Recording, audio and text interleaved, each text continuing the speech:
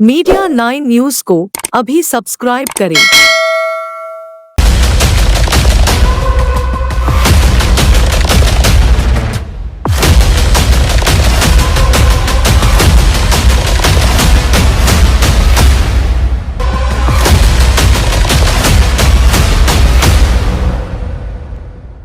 तेलंगाना के मुख्यमंत्री के चंद्रशेखर राव ने कोल्हापुर में अंबाबाई मंदिर का दौरा किया। इस मौके पर उनके साथ बड़ी संख्या में तेलंगाना कैबिनेट के सहयोगी और सांसद विधायक मौजूद रहे।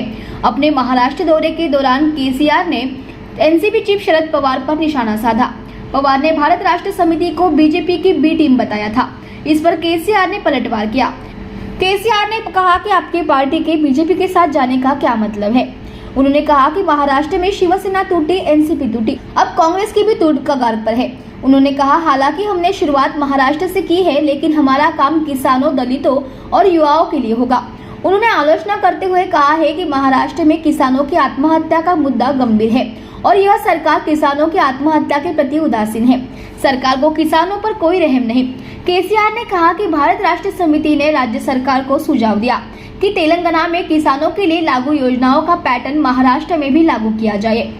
चुनाव भूगोल तो हमने ऑलरेडी बजा दिया है, कोई नया बजने की जरूरत नहीं है। हमने ऑलरेडी अपना काम चालू किया है। अभी 14,10,000 लोग हमारे पदाधिकारी बन गए हैं। हर गांव में राज्य के 27 ग्राम पंचायत है, 27,000। हर गांव में 9 कमेटियां बनाते जा रहे हैं। 50% से ज्यादा काम हो चुका है, बाकी 50% अभी कर रहे हैं। तो ठहर तो उसमें बारिश आने की वजह से पेरने वगैरह है, थोड़ा काम ढीला हुआ है। तो उसको बदल के शाम के टाइम 6 बजे से 9 बजे तक जाने के लिए कह दिया है। अभी हमारे पूरे प्रभारी, डिवीजन के प्रभारी, जैसे यहाँ के देशमुख जी है, अन्य लोग हैं, वो लगे हुए हैं काम पे। हम इसका पूरा जायजा ले रहे हैं। इसके बाद 15-20 दिन में हमें आशा है, 20-25 दिन ज्यादा से ज्यादा बेस वर्क हो जाएगा, ग्राउंड वर्क। उसके बाद इन लोगों का प्रशिक्षण होगा। उसके बाद इन लोगों को इकट्ठा करके तहसील कमेटियां बनेंगी, फिर उसके बाद जिला कमेटियां बनेंगी, इसके बाद फिर राज्य स्तर का कमेटी बनाएंगे, तब हम फील्ड में कूद पड़ेंगे। सर, एक तरफ है इंडिया और दूसरी तरफ एनडीए है, आप किस तरफ हैं? हम किसी के तरफ नहीं है, किसी की तरफ रहना भी नहीं चाहते। हम अकेले नहीं है, हमारे और मित्र भी है।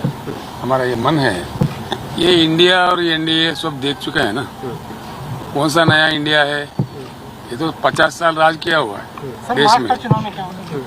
समझ गए? मैं सब बता रहा हूं, आप भी पत्रकार मित्र हो। देश में कुछ परिवर्तन, नई क्रांति आए, इसके लिए आप भी योगदान करें, मैं आपसे प्रार्थना करता हूँ। इसलिए छोटा छोटा राजनीति छोड़ दो। कोई जीतता, कोई हारता है तो बिल्कुल संभव बात है, होता है। चुनाव आया तो किसी को जीतना, किसी को हारना है, इसमें कौन सा बड़ा महत्वपूर्ण बात है। लेकिन ये दोनों पार्टियों को हिंदुस्तान की जनता ने काफी अच्छा मौका दिया है। कांग्रेस तो बिल्कुल, जल्दीबाजी मत करो भाई, मैं अच्छा सब्जेक्ट बता रहा हूँ। कांग्रेस ने देश को ऊपर पूरा राज्यों पे और पूरे दिल्ली पे उनका 50 साल का कब्जा था। क्या किया, क्या नहीं किया, हम जानते हैं। आप लोग भी जानते हैं, बखूब मेरे से अच्छा जानते हैं। उसके बाद में एनडीए काफी टाइम में, उनको 16 साल टाइम मिला। उस समय में 6-7 साल थे, अभी 10 साल कट रही है, 10वां साल है ये। क्या किया, इनका परिणाम क्या मिला, आप बताइए मुझे। देखिए, महाराष्ट्र जैसे राज्य अद्भुत राज्य है, संपत्ति की कमी नहीं है, नदियों की कमी नहीं है, अच्छे फसलें उगते हैं। इसके बावजूद भी मैं जहाँ जा रहा हूँ, जिस किसी शहर में जा रहा हूँ, वहाँ सुनाई देता कि 8 दिन में पानी मिलता, 10 दिन में पानी मिलता। औरंगाबाद में जाओ तो बोले 10 दिन है। उसके बगल में ही पैटर्न प्रोजेक्ट है। ये क्या होता है? उसको छोड़ कर भी दलित समाज जो है हमारे, कितने साल संघर्ष करे भैया। क्या किया, क्या पाप किया उन्होंने। देखिए, आखिरकार अमेरिका जैसा देश भी जब काला जाति बोल के काले जाति वालों को इतना सताया, काफी रुलाया, लेकिन एक टाइम आया, उन्होंने रियलाइज हुआ, तो बराक ओबामा को उसी देश का अध्यक्ष बना के उन्होंने अपने पापों को धोया है।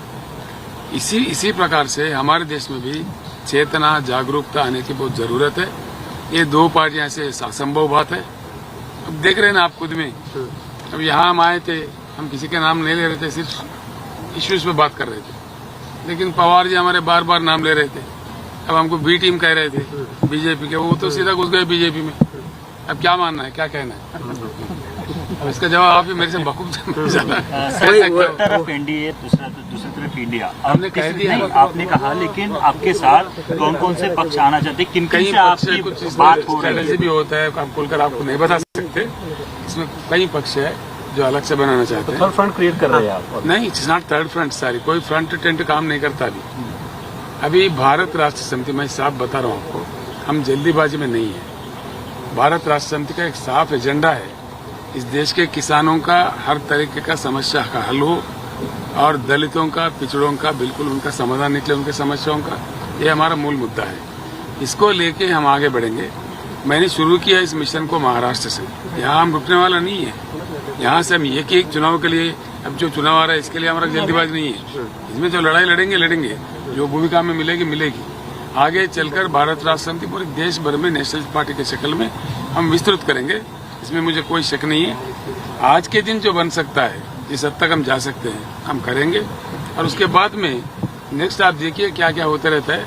एक बात तो मैं जरूर कहना चाहूंगा, आज महाराष्ट्र जनता को भारत परिवर्तन करने का, भारत बदलने का, राष्ट्रीय नेतृत्व करने का अवसर मिला है।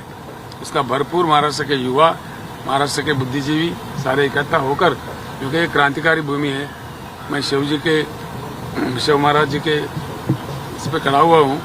ये क्रांति की भूमि है, बड़े बड़े लोग यहाँ क्रांतिकारी आए, जैसा ज्योतिबा फूले है, बी.आर. अम्बेडकर है और कई अन्य लोग हैं। आज मैं अन्नाभाऊ साठे के जन्मतिथि पर जाके आ रहा हूँ। शिवाजी महाराज ने भी काफी लाए थे संस्कार। तो ऐसे भूमि से कुछ नया क्रांति आना चाहिए। देखिए, ये इतनी बड़ी अच्छी प्रतिष्ठात्मक जगह है, इसको यहाँ के बल्दिया ने अधूरा छोड़ दिया है। ये प्रोजेक्ट कभी का बनना चाहिए था, इसमें अम्बेडकर जी का फिलॉसफी आना चाहिए था। अभी पूरा 21 एकड़ का जमीन है, संभावित रूप से काम नहीं हो रहा है। ये एक ही नहीं, जिस जगह हम खड़े हैं हर चीज में इसी प्रकार के ढीलापन हो रहा है, जो काम होना नहीं हो रहा है। और दूसरी बात मैं आपसे बिल्कुल कहना चाहूंगा, हम डिमांड कर रहे थे जो तेलंगाना मॉडल है इसको इम्प्लीमेंट करो। किसानों का आत्महत्या रोकना है तो वो एक ही मॉडल है, लेकिन उसके बावजूद भी यहाँ के सरकार को कोई तरस नहीं है, दया नहीं है, ये बेरहम हो गए और असेंबली में साफ कह दिए कि हम ये नहीं करेंगे। क्या मतलब है?